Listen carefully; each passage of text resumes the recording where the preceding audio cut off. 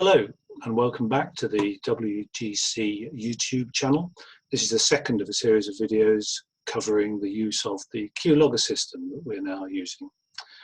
I'm going to be demonstrating this using the PC version of the interface, which is subtly different from the tablet version, but what I'm trying to do is illustrate basic principles. And for the first video, we're just going to look at logging a very simple flight, a solo flight.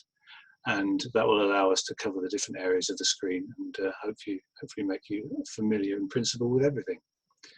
I'm going to share the screen with you, which is this is a log-on screen to QLogger. As you remember from the previous video, the username you should be using is launch. Don't use your own username because you won't get access to the launch site.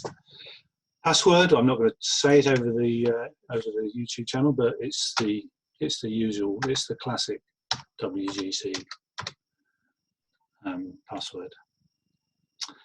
Okay, so this is what you'd normally see when you start the tablet up. I can show you one subtle difference between the tablet and a normal PC user. If I move the PC, if I increase the size of the PC user screen, you'll see that the menu options move around and the calendar moves around a bit. I'll put it back to how it is because that'll be more realistic. Something I'll point out in more detail this time, which I pointed out in the first video, is that if you look at the calendar, you'll see here on Saturday we've got a form more. If I click on that, it shows you who the duty instructor, basic instructor, Launch Marshal 1, Launch Marshal 2 are.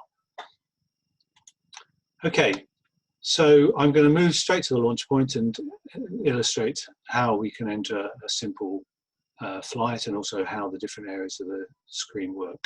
So we click on launch point. So this takes us to the launch point screen, the one that you'll be spending will be visible for most of the day. You'll notice at the top, or just below the set of buttons, we have a flying list.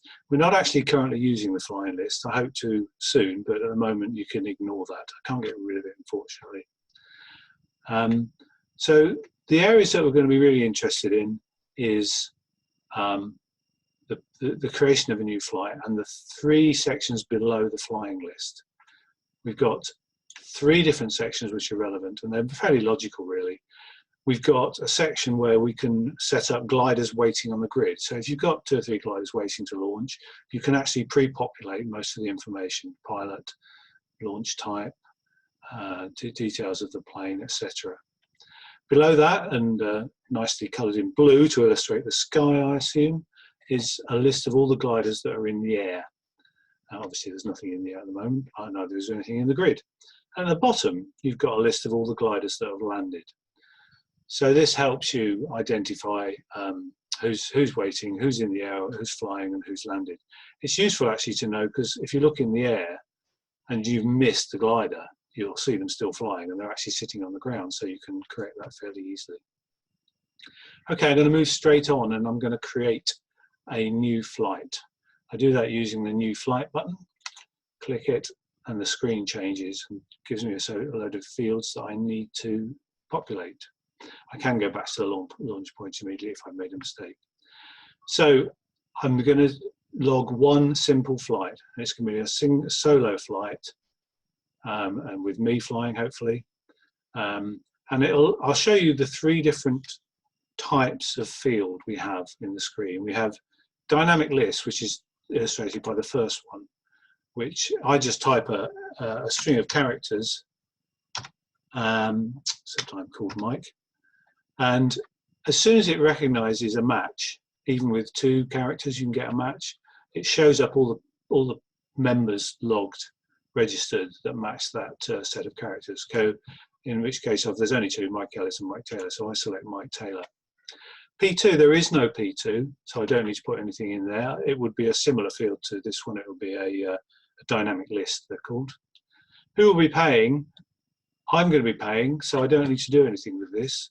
If there was another member paying for the flight, you'd choose that. If I'd had a P2, the P2 would have been the default payer, but again it wouldn't appear in here. It always takes either P2 if there is one, or P1 otherwise, unless you override it. So I can put in anybody I like. If I want to say get Andy Bennett, as he's such a generous chap, to pay for my flight. I can put that in here. Obviously, he'll realise I've done that, so I'll soon put a stop to that. One thing I didn't note, and I'll show you a picture of them later, we do have a set of pens on the launch point, stylus pens. They're specially designed for operating with touch-sensitive screens. I have put a note saying, please don't steal these, but bearing in mind the COVID sort of rules that we're going through at the moment, there are enough pens around for people to take a pen and take it home and use it as your pen when you come back and do the launch point.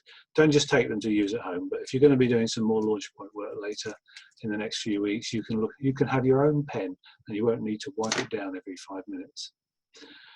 Okay, so that's the P1 and who will be paying. We've covered that area. Now we've got the flight details. This is where we look at another type of field. We called it a drop-down list. Here, I hit a list and I've got all the different flight types we can have. Default is standard launch, and 95% of the time we won't want to use anything else, so we won't need to even touch that.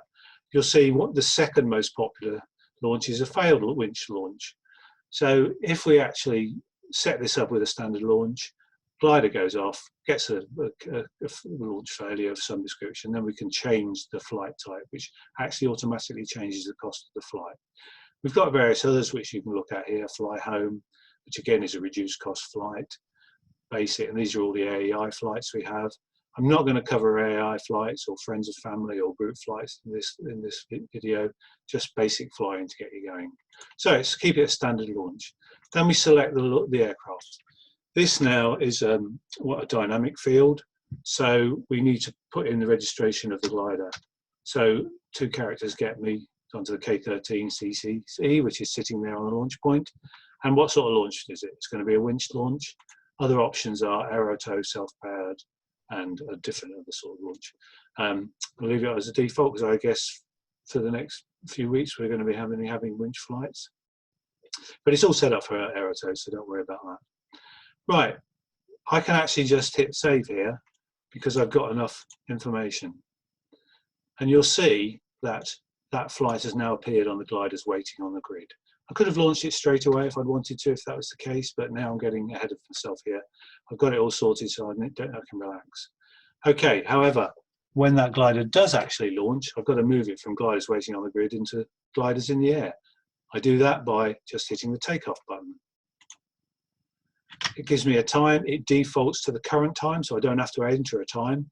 If, however, it took off 5 minutes ago, then I obviously can adjust it. So I just hit take off. Okay, you'll now see that that flight has moved from the gliders waiting on the grid to gliders in the air.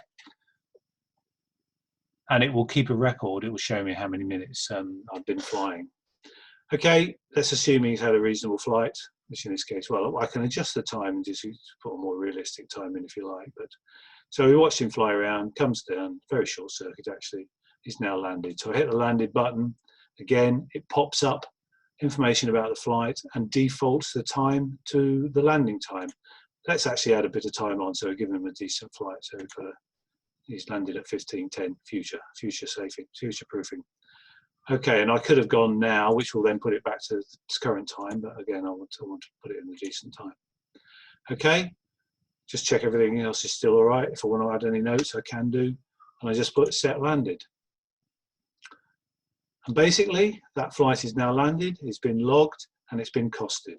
You see the cost has been calculated automatically, so that pilot, the payer rather, who was me, I can now immediately tell either from the launch point or from my own mobile phone, because that's literally now on my mobile phone, if I look at the product there, to see how much that flight cost me. And I can take that away, I can use that to update my logbook. I don't mean the launch point version, I mean the mobile phone version. I can sit at home, copy it from my mobile phone onto my logbook if I want to. Okay, I mean that is basically how to use the launch point.